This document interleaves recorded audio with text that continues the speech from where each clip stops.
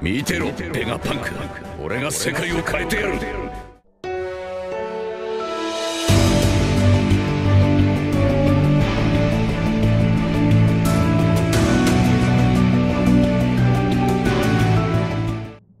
드디어 세계정부 최고 원료 오르성의 정치화 능력이 이번 원피스 1110화에서 처음으로 공개되었는데요.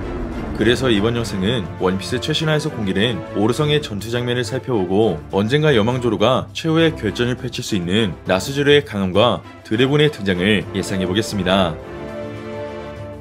먼저 검은 번개가 에그에 대해 내리치게 되자 그 모습을 지켜본 중장 블루그래스는 세턴이 등장했을 때를 떠올렸는지 이내 식은땀을 흘리게 되었는데요. 이처럼 성지 마리조아에 있던 오르성들은 베가펑크가 전하려는 방송을 저지하기 위해 마법진과 세턴의 소환으로 권력의 방에서 에그헤드로 이동하게 되었습니다. 그렇게 오르성은 반호거의 워프 능력을 뛰어넘는 소환으로 인해 기존 악마의 일매보다 사기적 능력을 구사할 수 있다는 걸 알게 되었습니다.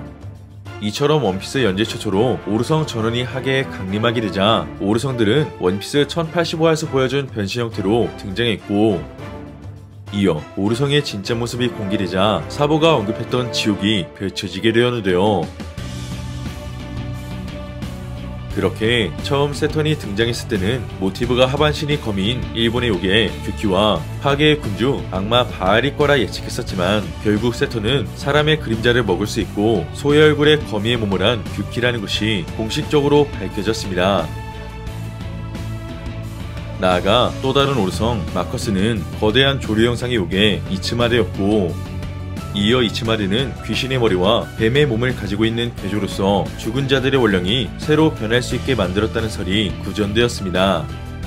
그렇게 비행 능력을 지닌 오르성 이츠마데는 에그헤드의 통신시설, 즉 라브 페이지를 파괴하기 위해 공중으로 이동하게 되었고, 한편 이츠마데가 이동한 장소에는 베가펑크의 영상 송출은 물론 나미와 우소비 모두를 기다리고 있었기 때문에 거대한 새를 바라본 상대가 동료들이 위험해질 수 있다는 사실을 느끼게 되었는데요. 이처럼 현재 밀짚모자 땅에 강한 전투원들이 나미 곁에 없기 때문에 이츠마데를 통해 위기에 처할 수 있게 된 가운데, 그 시각 나스조르는 불타 죽은 말이 변한 요괴 바코츠로서 거대한 해골마로 변신해 단숨에 파시피스타의 기동을 멈춰 세우게 됩니다. 나아가 나스조르가 공격할 때의 특징은 인수형으로 변신해 상대를 베어버릴 수 있기 때문에 빠른 기동력과 무장색을 두른 검술로 단숨에 전장의 분위기를 바꿀 수 있는 역대급 포스를 선보였습니다.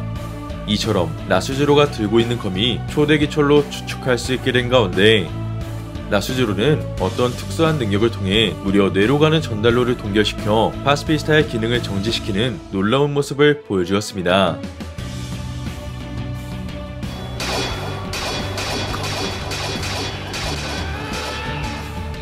그렇게 현재 최강의 검사 미호크의 평가는 사왕 빨간머리를 뛰어넘는 검술자로서 제1의 대고모가 될 수 있었지만, 반면 최고 권력자인 오르성은 자신의 검술을 다른 누군가에게 평가받을 수 없는 위치이기 때문에 이번 전투 장면을 통해 나스조르 또한 어쩌면 미호크와 견줄 수 있는 최강의 검사라는 것을 알 수 있게 되었습니다.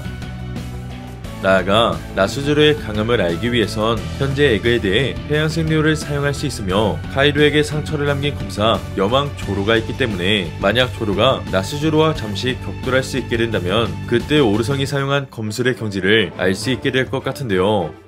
이처럼 현재 나스조르가 역대급 포스를 선보이며 전장의 분위기를 단숨에 바꿔놓고 있기 때문에 어쩌면 오르성 중 가장 강한 존재는 나스조르의 가능성을 생각해볼 수 있고, 나아가 워큐리성은 중국 신화에 나오는 거대한 흉수 봉이로서 큰 멧돼지의 형태를 선보였습니다. 하지만 봉이는 거대한 흉수이기는 하지만 그 외에는 별다른 특징이 없다고 전해지고 있기 때문에 태양신 리카 상대로 어떤 모습을 보여줄지 앞으로의 전투 장면을 기대해봐야 할 것 같습니다. 마지막으로 오르성 주피터는 땅속을 기어다니는 거대한 벌레로서 몽골의 전설 속 생물로 등장하게 되었는데요. 이처럼 오르성들의 진짜 모습이 공개되자 그 정체는 일본의 요괴와 중국, 몽골 신화와 관련된 괴물들이라는 것을 알 수 있었습니다. 한편 요괴의 뜻은 인간의 힘으로는 이해할 수 없는 현상이 생겼을 때 이를 설명하고자 상상해낸 존재들이기 때문에 어쩌면 오르성들의 능력은 베가펑크가 가설을 세웠던 것처럼 악마의 열매 그 자체라는 것을 추측할 수 있게 되었는데요. 결국 사보가 보았던 오르성들의 모습이 처음으로 공개되며 이제는 태양신 리카루피와 결전을 벌일 수 있게 된 가운데, 그중 거대한 벌레 주피터가 루피를 집어삼켰지만 이내 엘바프의 전사 도리와 브로기가 등장하며 원피스 1부 때처럼 루피를 구하는 모습이 최종장에서 다시 한번 연출되었습니다. 이처럼 수적으로 열세인 루피였지만 거인족 도리와 브로기가 등장해 능력을 해방한 오르성들과 결전을 벌일 수 있게 되었는데요. 그 시각 조르는 능력을 각성한 루치를 상대로 승부를 내지 못하고 있었지만 상대가 내뱉은 말을 조르가 듣게 되자 이내 분노하게 되며 삼도류 기술로 마침내 루치를 쓰러뜨리게 되었습니다. 그렇게 조르는 한때 루피의 숙적이자 열매를 각성한 루치를 쓰러뜨릴 수 있게 되었고, 이어 징베가 처음으로 조로의 진짜 전투를 지켜봤기 때문에 앞으로 조로와 상대가 티격태격한다면 그때는 장난으로 조로의 편을 들어줄 수 있을 것 같은데요. 이처럼 조로가 루치를 완전히 제압했다면 이제는 징베와 함께 우속과 라미가 있는 장소로 이동할 수 있게 된 가운데, 그곳에는 거대한 괴조 이츠마데가 나타날 수 있어 조로와 징베가 오르성을 상대할 수 있는 전투가 성사될 것 같습니다. 결국 베가펑크가 전하려는 세계의 진실은 단 7분밖에 남지 않았기 때문에 오르성은 전력으로 라보 페이지를 파괴시킬 것 같은데요. 반면 밀짚모자의 땅의 목적은 에그헤드 섬에서의 탈출이지만 예상하지 못한 오르성의 등장으로 인해 탈출에 발목을 잡힐 수 있는 위기를 맞이하게 되었습니다. 결국 엘바프의 전사가 나타나긴 했지만 나스주로의 활약으로 다시 한 번 더 버스터콜이 제대로 발동될 수 있게 되었듯이 사왕 밀짚모자 저단의 전력만으론 사왕, 해군대장급 오르성, 그리고 해군의 버스터콜을 막을 수 없을 것 같은데요.